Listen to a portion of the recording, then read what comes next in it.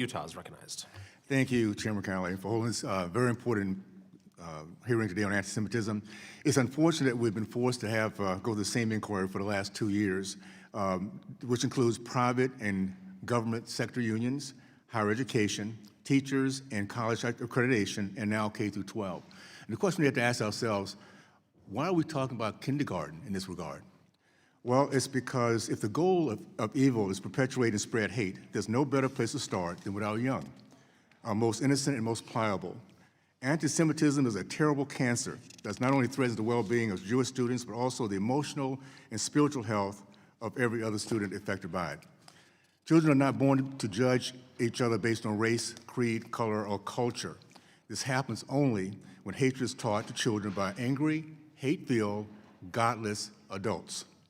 I watched as my youth in Jim Crow South, our nation growing, working to become a more perfect union. And yet here we are in 2025, once again, seeing the divisiveness being taught throughout our entire educational pipeline.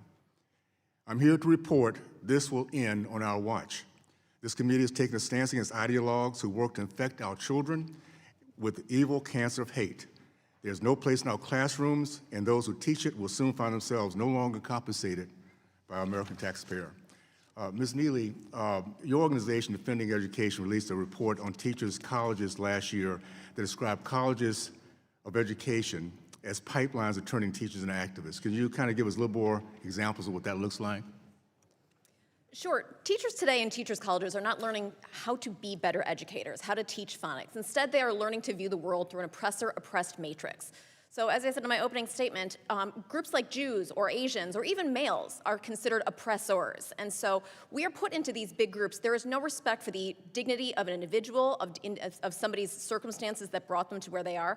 And so things like that, when teachers then are going into the classroom, having learned those things, they spread those ideas on. And so these are teachers' colleges that are at state schools, they're at private schools, and the fact that our teacher licensing pipeline mandates that you must have a teaching degree from these schools, a master's degree, a PhD, means that you have to marinate in these ideas, steeped in critical race theory, queer theory, anti-whiteness, privilege, things like that, that of course you are gonna come out at the other end if you have been in that program for 4, 6, 8 years, a complete and utter believer, and I think that's deeply dangerous. You're describing DEI, I imagine, the framework, okay.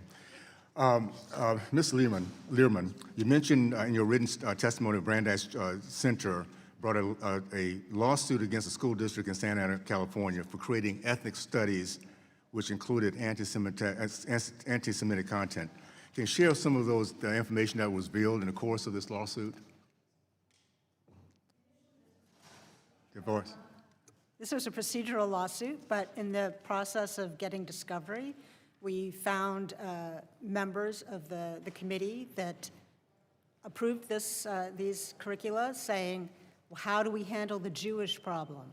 We saw them agreeing that it would be a good idea to hold sessions on Passover so that the Jewish members wouldn't attend. We saw one of the Jewish teachers who was on the committee called an effing baby and a colonialized mind. He was one of the ones that they did not want appearing on the Passover meeting.